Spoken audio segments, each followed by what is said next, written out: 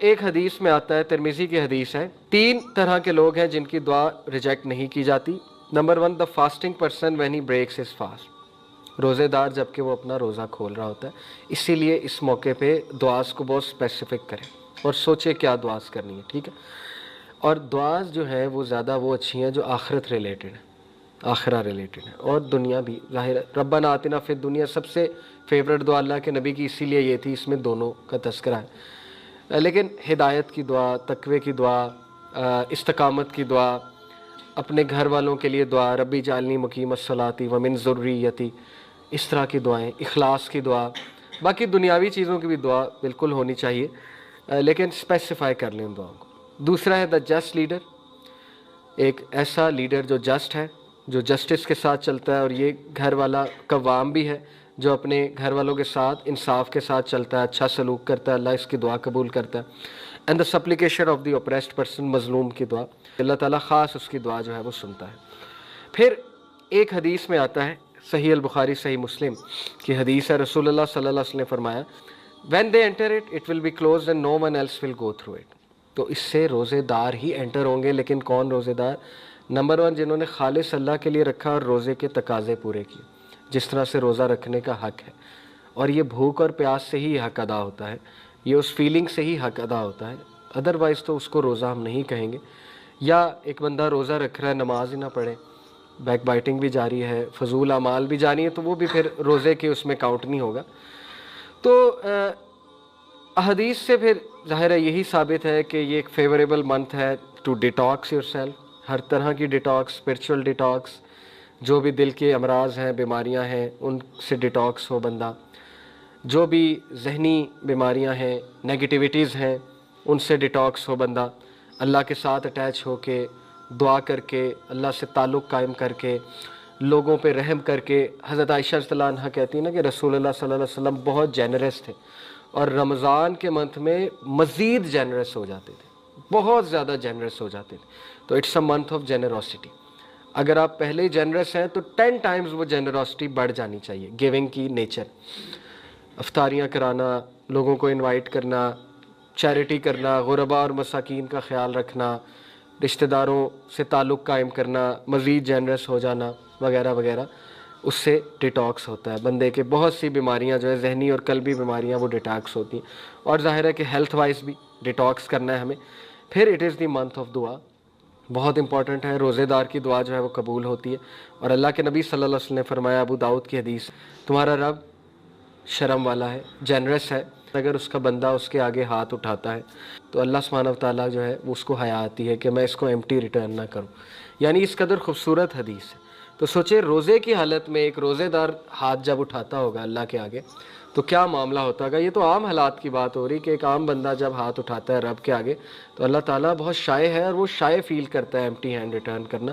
تو روزے دار کی قدر ہی اور ہے رب کے سامنے، تو ظاہر ہے کہ اس دعا کا پھر ایک اور ہی وہ لیول ہوگا، کیونکہ روزے کی حالت میں بندہ ویسے ہی برا عمل نہیں کر سکتا، اتنی حیا تو سب کو ہوتی ہے، اور ظاہر ہے کہ روزے کھول کے پھر بندہ عبادت کے لیے نکل جاتا ہے تو وہ ٹائم بھی وہاں لگ جاتا ہے۔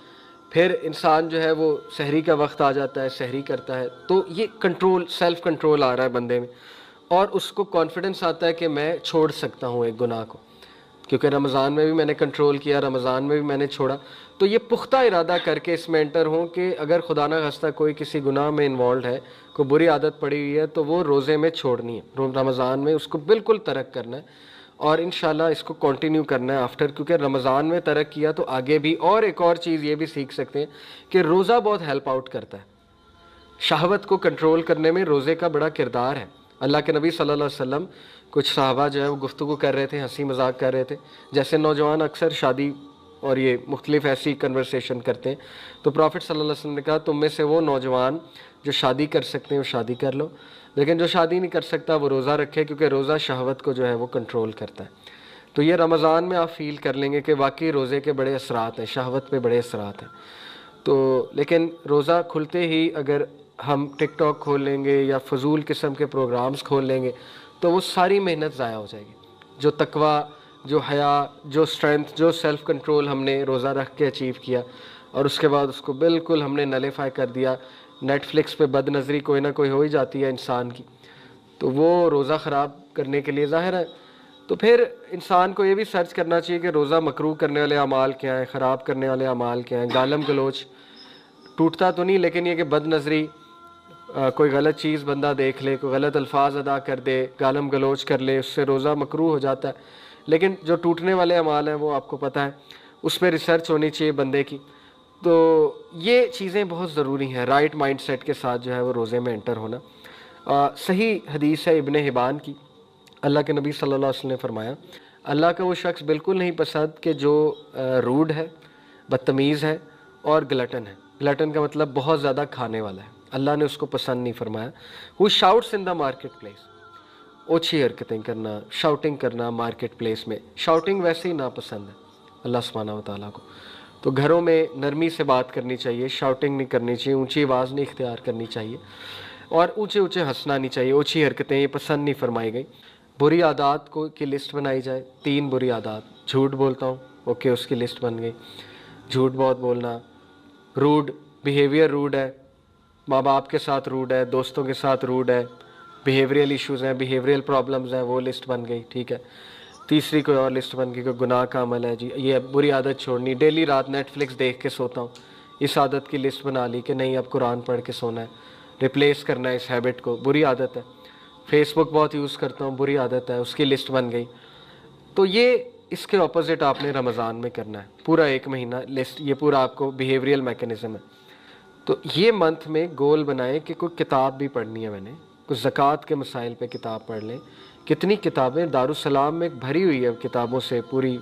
آپ kalamullah.com میں نے آپ کو ایک ریفر کیا, islamhouse.net ویب سائٹ ہے, kitabusunnat.com, وہاں اردو کتب ہزاروں کی تعداد میں موجود ہیں. اگر کسی کو آن لائن پڑھنے کا شوق ہے, کوئی نہ کوئی کتابیں 3-4 ایسی رکھیں جن کا مطالعہ کریں. ریاض الصالحین پڑھ سکتے ہیں, حدیث کا مجموعہ ہے بڑا زبردست ریاض الصالحین. اس میں زندگی کے دیگر معاملات کے حوالے سے حدیث جو ہے وہ اس کا ایک مجموعہ ہے. یہ اعمال کی لسٹ بنانا رمضان میں بہت ضروری ہے, تاکہ ہم کل کو جب رمضان سے نکلیں تو کچھ نالج کے ساتھ نکلیں, کچھ اچیو کیا ہو ہم نے, سوائے بھوک اور پیاس کے کچھ اور چیزیں بھی اچیو کی ہوں, ٹھیک ہے. قرآن مجید کیا ہے, چیپٹر 57 ورس 16, کیا وقت نہیں آ گیا کہ وہ لوگ جو ایمان لائے ہیں ان کا دل افیکٹ ہو اللہ تعالیٰ کے ریمائنڈر سے, نہ کہ وہ ایسے بن جائے کہ جن کو کتاب دی گئی لیکن انہوں نے کتاب کا فائدہ نہیں اٹھایا, ان کے لیے ٹرم پرولونگ کی گئی اور ان کے دل سخت ہو گئے. تو جب ہم رمضان سے نکلیں تو میک شور ہمارے دل نرم ہیں, لیکن وہ کب نرم ہوں گے, جب ہم رمضان کا وہ مقصد اچیو کریں گے جو مقصد رمضان ہمیں دینے آیا ہے, اور جب ہم قرآن مجید سے اٹیچ ہوں گے, اور جب ہم اللہ تعالیٰ کی ورشپ سے اٹیچ ہوں گے. اسی لیے ابھی سے اپنی نمازیں لمبی کرنی شروع کر دیں, اذکار ابھی سے شروع کر دیں, 12 سنتیں ابھی سے لے آئیں, قرآن ڈیلی ابھی سے پڑھنا شروع کر دیں, مختلف صورتیں ابھی سے یاد کرنا شروع کر دیں, دعائیں ابھی سے یاد کرنا شروع کر دیں, تاکہ آپ اپنی روٹین ابھی سے ایڈجسٹ کر لیں اور رمضان میں نہ ایڈجسٹ کرتے پھریں.